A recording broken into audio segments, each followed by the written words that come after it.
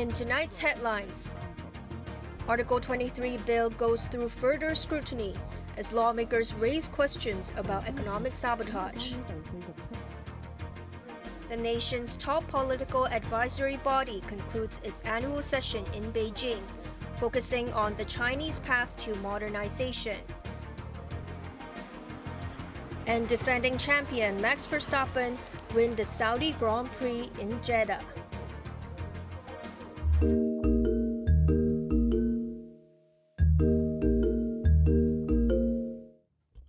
Lawmakers from the Bill Committee discussed the draft version of the homegrown national security law for the third day. Under the proposal, those who damage public infrastructure could be booked for sabotaging national security and face 20 years or even life imprisonment.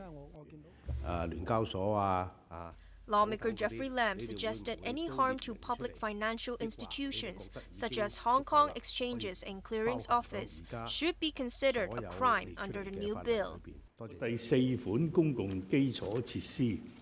Legislator Tommy Cheung pointed out that the draft did not provide any provision for anyone trying to sabotage the SAR's economy, highlighting pop superstar Taylor Swift's agreement for not performing in Hong Kong. We are having a currency war and trade war and so on. See, in 1997, Soros tried to attack our currency, our interest rates, and linked exchange rate. Some people may ask SWIFT to abandon the Hong Kong market. It seems that you have not included any financial elements under Clause 47. Deputy Secretary for Security Apollonia Liu said she will review draft again. Meanwhile, lawmakers also discussed about the inclusion of espionage offenses under which offenders could be sentenced to 20 years in jail. Legislator Kitson Yan asked whether photography enthusiasts might commit espionage if they took photos of military bases. Security Chief Chris Tang emphasized that it will only constitute as espionage if people have the intention to spy. Tang said taking photos or walking outside a military base is not illegal. He warned hikers to be aware that accidentally entering military areas located on the mountains is illegal, but the action doesn't constitute as espionage. The discussion continues tomorrow. Maisie Mock, Cable News.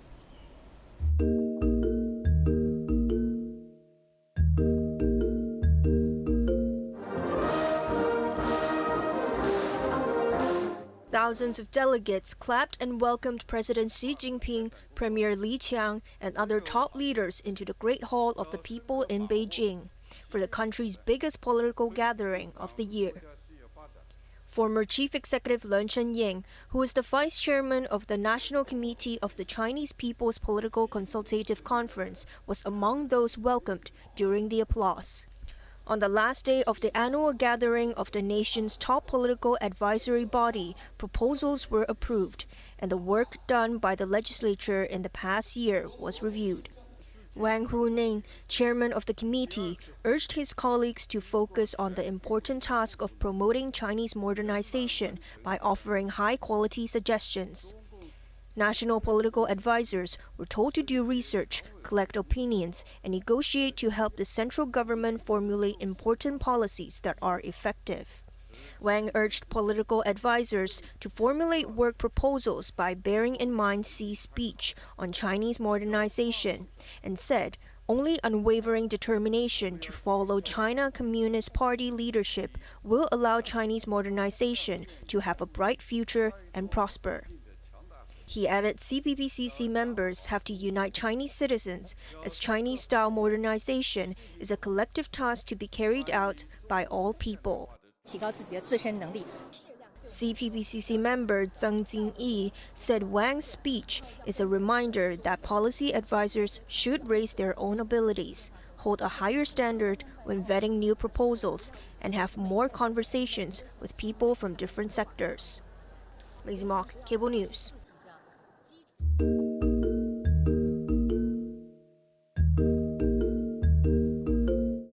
government accused the Committee for Freedom in Hong Kong Foundation of violating the national security law after the organization urged the United States to sanction SAR officials if the Article 23 legislation is passed. Secretary for Justice Paul Lam, Police Commissioner Raymond Siu, and dozens of other officials are on the list proposed by the foundation. It urged the U.S. to hold the SAR accountable for the blatant attempt to destroy the city's rule of law and freedom. The government hit back today and accused the foundation for colluding with a foreign country to endanger national security. Activist Frances Ho, who sought political asylum in the United States and has a $1 million bounty on her head, was named by the government as she is a member of the foundation.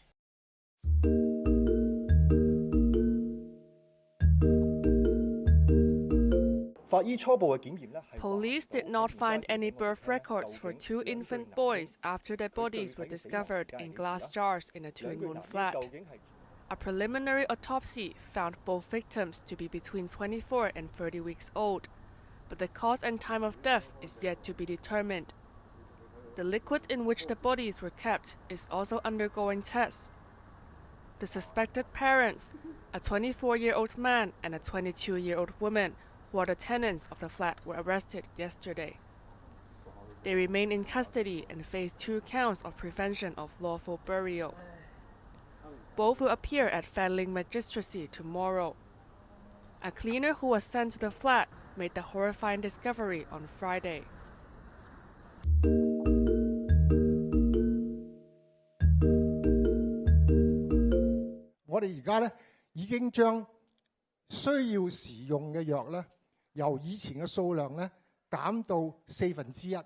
Chairman of the Hospital Authority, Henry Fan, said public hospitals are planning to review their budget for medicines.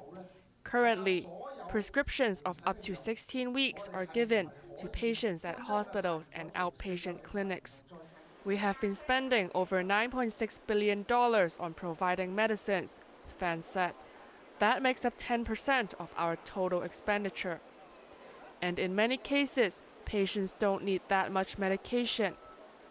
We have tried giving half, or in some cases, even quarter of the quantity prescribed, and so far we have not received any complaints, Fan said. Authorities will further review all prescription procedures at outpatient clinics and only provide the necessary amount of medication required to better manage resources, Fan added.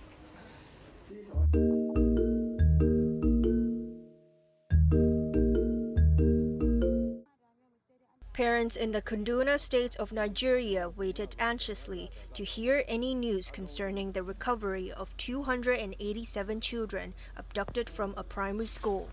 The incident occurred in the village of Kuriga, roughly 200 kilometers north of the capital Abuja. The victims, over half aged 12 or below, were kidnapped by gunmen who came on motorcycles. They were surrounded and marched into a forest just as they were starting the school day. School authorities said one man was shot dead when he tried to save the students. No group has claimed responsibility, but locals blame it on bandits who carry out frequent mass killings and abductions for large ransoms in remote villages.